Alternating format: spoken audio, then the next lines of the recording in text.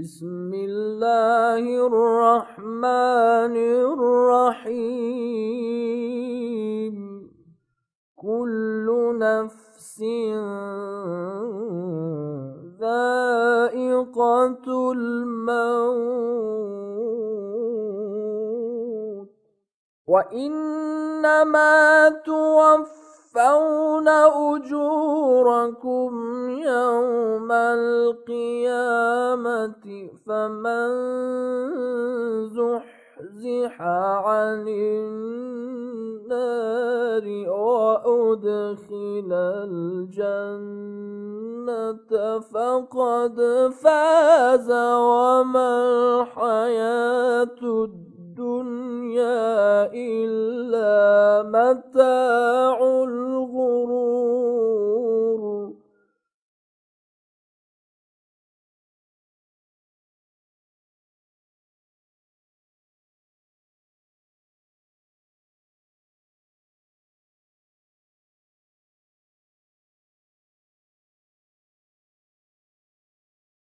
اعوذ باللہ من الشیطان الرجیم بسم اللہ الرحمن الرحیم وبہ نستعین وهو خیر ناصر ومعین الحمد للہ رب العالمین والصلاة والسلام علی محمد وآلہ الطاہرین اللہم صل علی محمد وآل محمد وعجل فرجہم اما بعد. السلام علیکم دوستوں، ایک بار پھر ہم آپ کی خدمت میں حاضر ہوئے ہیں اپنے پروگرام کو لے کر. پروگرام میں آپ کا سواگت ہے. پچھلے پروگرام میں ہم نے آپ کے سامنے گفتگو کی تھی نماز میت کے طریقے کے بارے میں، غسل کے طریقے کے بارے میں، کفن کے طریقے کے بارے میں، اور نماز میت کے کچھ شرائط بیان کیے تھے، جس میں ہم نے یہ بھی بیان کیا تھا کہ نماز میت پڑھنے والے کی جگہ جو ہے وہ جہاں میت رکھی ہوئی ہے اس سے بلند یا نیچی نہیں ہونی چاہیے. مثال کے طور پر جو ہے وہ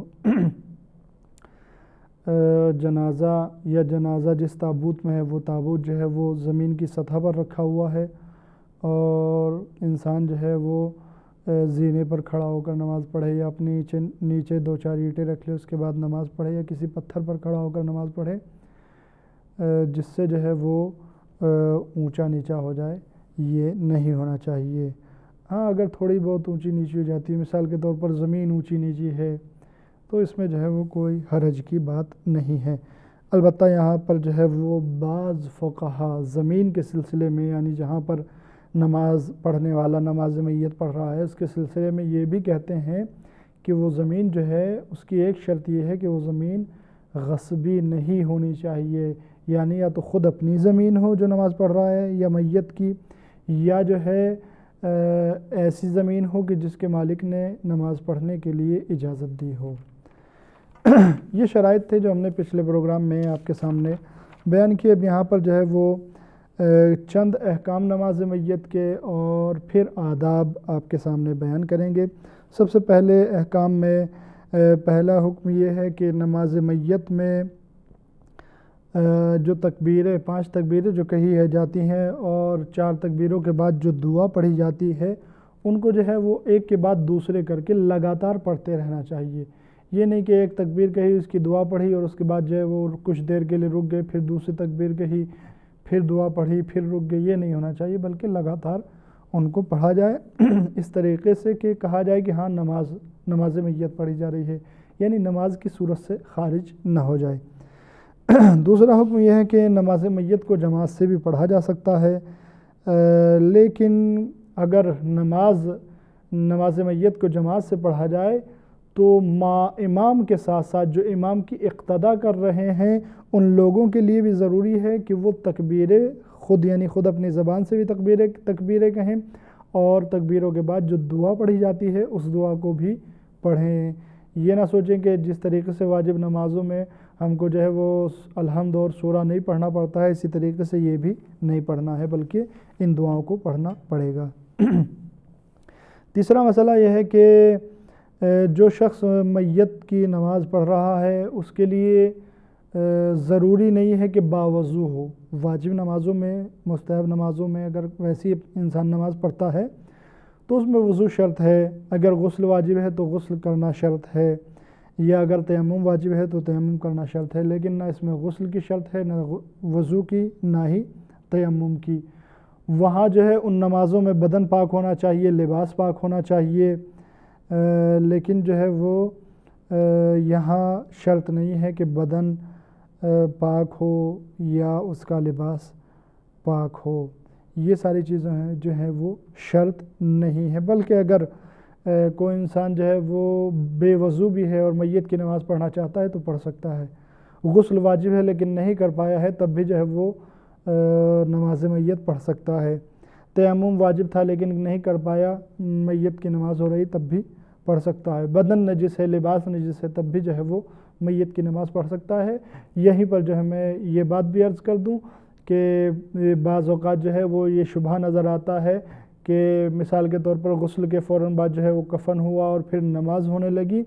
تو لوگ کہتے ہیں کہ بھائی یہ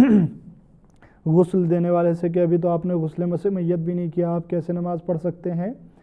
تو یہ جو ہے وہ صرف ایک شبہ ہے۔ کیوں؟ اس لیے کہ نماز میت کا حکم وہ نہیں ہے جو عام نمازوں کا ہے، جو روزانہ کی نمازوں کا ہے، جو مستحب نمازوں کا ہے، نہیں، اس میں جو اگر انسان نے غسل نہیں بھی کیا ہے تب بھی جو ہے نماز میت کو پڑھ سکتا ہے۔ اسی طریقے سے جو ہے وہ ایک اور اشکال یہ پیش آتا ہے کہ جو غسل دے دے گا وہ کفن نہیں پہنا سکتا ہے، ایسا بھی نہیں ہے۔ کیوں؟ اس لیے کہ اس پر غسل واجب ہوا، ایسا نہیں ہے کہ اس کے ہاتھ جو ہے وہ نجس ہو گئے، اگر کسی برتن کو لگائے گا تو نجس ہو جائیں گے، اس پر غسل واجب ہوا ہے، اور وہ غسل جو ہے وہ شرط جن چیزوں کے لیے ہے ان سے پہلے انجام دینا ضروری ہے۔ مثال کے طور پر نماز کے لیے طہارت شرط ہے، قرآن کو چھونے کے لیے طہارت شرط ہے، جن چیزوں کے لیے طہارت شرط ہے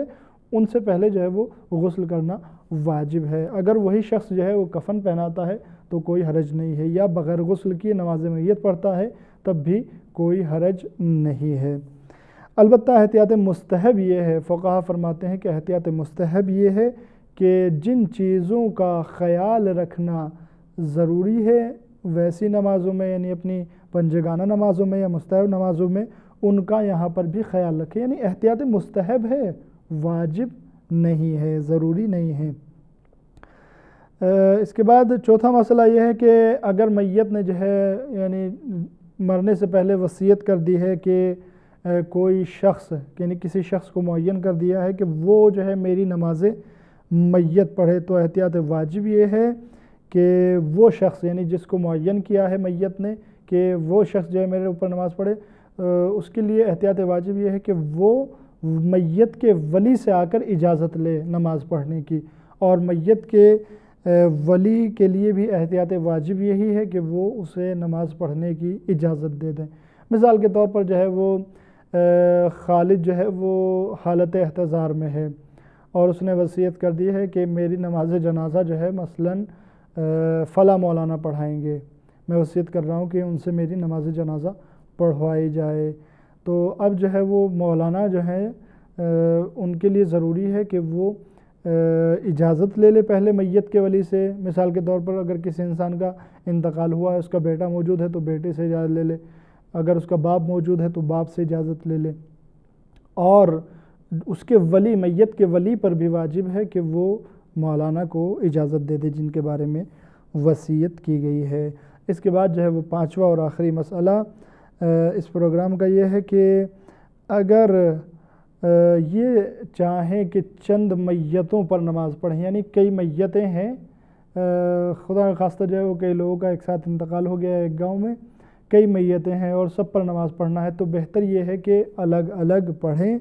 لیکن اگر ایک پر ایک ہی نماز تمام میتوں کے لیے پڑھ لی جائے تو بھی کوئی حرج نہیں ہے اور کوئی اشکال اس میں نہیں پایا جاتا ہے۔ یہ مسائل تھے جو تمام ہو گئے ہیں۔ اب ہم آپ کے سامنے یہاں نماز میت کے آداب، یعنی چند چیزیں ایسی کہ جو نماز میت میں مستحب ہیں وہ آپ کے سامنے بیان کریں گے۔ سب سے پہلے تو یہ کہ جو انسان نماز میت پڑھ رہا ہے وہ جو ہے باطہارت ہو، مستحب ہے۔ دیکھیں ہم پھر یہاں کہہ رہے ہیں، وہاں مسئلے میں کہا گیا تھا کہ لازم نہیں ہے، ضروری نہیں ہے کہ وہ باطہارت ہو، باوضو ہو، غسل کیے ہوئے ہو یا تیمم کیے ہوئے، اس کا بدن پاک ہو، اس کا جو ہے وہ لباس پاک ہو، یہ تمام چیزیں لازم نہیں ہے، لیکن وہاں بھی کہا تھا احتیاط مستحب ہے، یہاں بھی مستحبات میں اس کو شمار کیا جا رہا ہے۔ دوسرے یہ کہ اگر میت جو ہے وہ مرد کی ہے تو امام جماعت یا وہ شخص کہ جو اس میت کی نماز پڑھ رہا ہے اس کو چاہیے کہ وہ مرد کی جو میت ہے اس کے بیچ و بیچ کھڑا ہو کر، یعنی یہ سامنے میت لیٹی ہوئی ہے تو اس کے جو بیچ کا حصہ ہوگا اس کے سامنے کھڑا ہو کر جو ہے وہ نماز پڑھے۔ لیکن اگر میت عورت کی ہے تو اس کے سینے کے مقابل میں کھڑا ہو کر نماز پڑھے، یہ مستحب ہے۔ تیسری چیز جو مستحب ہے وہ یہ ہے کہ پا برہنہ یعنی ننگے پیر ہو کر نماز پڑھیں، یعنی جوتے چپل جو پہنے ہوئے ہیں پہلے اس کو اتار دیں، اس کے بعد نماز پڑھی جائے۔ اور چوتھی چیز یہ ہے مستحبات میں سے کہ ہر تکبیر کے لیے جو ہے وہ ہاتھوں کو بلند کیا جائے۔ مثال کے طور پر سب سے پہلی تکبیر کہنا چاہتے ہیں تو ہاتھوں کو بلند کر کے اللہ اکبر، اس کے بعد ذکر پڑھیں اشہد ان لا الہ الا اللہ و ان محمد رسول اللہ، پھر دوبارہ کہیں اللہ اکبر، یعنی 5 تکبیریں ہیں، 5 تکبیروں کے لیے مستحب یہ ہے کہ ہاتھوں کو بلند کرے۔ اس کے بعد جو ہے وہ چوتھی چیز جو مستحب ہے وہ یہ ہے کہ میت اور نماز پڑھنے والے کے درمیان فاصلہ بہت کم ہونا چاہیے، یعنی اتنا کم فاصلہ ہونا چاہیے کہ اگر نماز پڑھتے وقت ہوا چلنے لگے تو نماز پڑھنے والے کے کپڑے ہوا سے ہل کر میت یا اس کے تابوت سے ٹکرانے لگے، یعنی اس سے جو ہے ملنے لگے، اتنا نزدیک ہونا چاہیے۔ اس کے بعد جو ہے وہ آداب میں سے مستحبات میں سے چھٹا مستحب یہ ہے کہ نماز میت کو جماعت کے ساتھ پڑھا جائے۔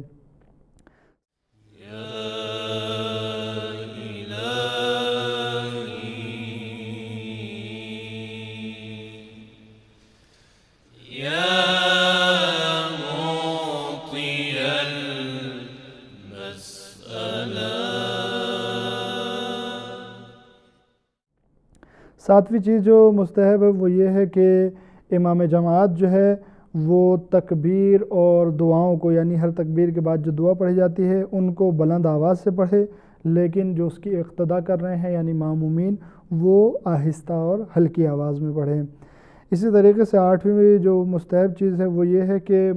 ماموم یعنی جو امام کی اقتدا کر رہا ہے اس کو چاہیے کہ وہ امام کے پیچھے کھڑا ہو،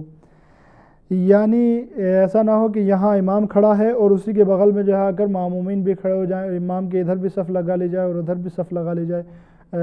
البتہ یہ حرام نہیں ہے، لیکن مستحب اور بہتر یہ ہے کہ ماموم کے پیچھے صفیں لگائے جائیں، ماموم کے یعنی مستحب یہ ہے کہ امام کے پیچھے صفیں لگائے جائیں، امام کے برابر میں نہیں، یعنی یہ امام ہے، ایک شخص امام کے پیچھے کھڑا ہوا اور اب جو شخص امام کے پیچھے کھڑا ہے مقتدی، اسی کے پیچھے جو ہے وہ اسی کے برابر میں صفیں لگ گئی ہیں اور اس کے پیچھے اسی طریقے سے صفیں لگی چلی جا رہی ہیں، یعنی گویا جو ہے وہ امام کے برابر میں نہ ہونا بہتر ہے، مستحب یہ ہے کہ امام کے پیچھے صفیں لگائے جائیں۔ اس کے بعد جو ہے وہ 9ویں چیز جو مستحب ہے وہ یہ ہے کہ نماز پڑھنے والے جو ہیں وہ میت کے لیے دعا کریں، زیادہ سے زیادہ جتنا ہو سکے دعا کریں میت کے لیے، اور اسی طریقے سے دوسرے مومنوں کے لیے بھی دعا کریں۔ 10ویں چیز جو مستحب ہے اور آداب میں سے ہے نماز میت کے وہ یہ ہے کہ نماز میت کو شروع کرنے سے پہلے 3 مرتبہ الصلاۃ کہا جائے، جس طریقے سے جو ہے وہ عام طور پر عید یا بقرعید وغیرہ کی نماز سے پہلے کہا جاتا ہے الصلاۃ 3 مرتبہ بلند آواز میں، اسی طریقے سے بہتر ہے کہ نماز میت سے پہلے بھی 3 مرتبہ کہا جائے۔ اس کے بعد جو 11ویں چیز جو مستحب ہے وہ یہ ہے کہ نماز میت کو ایسی جگہ پر پڑھنا چاہیے کہ جہاں زیادہ سے زیادہ لوگ نماز میت کے لیے جمع ہوتے ہیں، اکٹھا ہوتے ہیں۔ عام طور پر جو ہے وہ سبھی علاقوں میں گاؤں دیہات شہر وغیرہ میں جگہیں معین ہوتی ہیں میت پر نماز پڑھنے کی، انہی جگہوں پر نماز میت پڑھی جائے اور وہیں کا جو ہے اعلان بھی کرایا جائے، کیوں؟ اس لیے کہ لوگوں کو عادت ہے کہ نماز میت کے لیے زیادہ سے زیادہ وہیں پر اکٹھا ہوتے ہیں۔ 12ویں چیز جو مستحب ہے وہ یہ ہے کہ اگر کوئی ایسی عورت جس کو خون حیض آ رہا ہے، پاک نہیں ہے، وہ اگر جماعت میں شرکت کرنا چاہتی ہے، یعنی نماز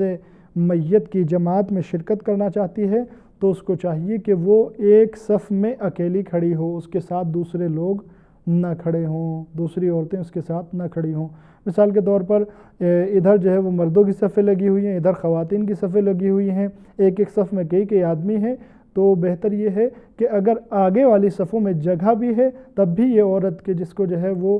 خون حیض آ رہا ہے اور ابھی یہ پاک نہیں ہے، اس کو چاہیے کہ ایک الگ پیچھے جا کر صف میں کھڑی ہو جائے اکیلے۔ یہ مستحبات اور آداب تھے جو ہم نے آپ کے سامنے بیان کیے۔ اب یہاں پر جو ہے وہ ایک مکروہ بھی بیان کر دیتے ہیں اور آج کا پروگرام یہیں پر تمام ہو جاتا ہے، اور وہ مکروہ یہ ہے کہ نماز میت کو مسجدوں میں پڑھنا مکروہ ہے۔ یعنی ابھی تک جو ہم نے بیان کی وہ مستحبات تھے، مکروہ کیا ہے؟ مکروہ یہ ہے کہ نماز میت کو مسجدوں میں پڑھنا، یعنی مسجد میں نہ پڑھنا بہتر ہے۔ لیکن ہاں ایک مسجد ایسی ہے کہ جہاں نماز میت کو پڑھنا مکروہ نہیں ہے، اور وہ مسجد جو ہے وہ مسجد الحرام ہے، اس میں نماز میت مکروہ نہیں ہے۔ دوستو ہمارا آج کا پروگرام یہیں پر تمام ہوتا ہے، اگلے پروگرام میں پھر آپ کے سامنے حاضر ہوں گے، اور تب تک کے لیے ہم آپ سے خدا حافظی چاہتے ہیں۔ السلام علیکم ورحمۃ اللہ وبرکاتہ۔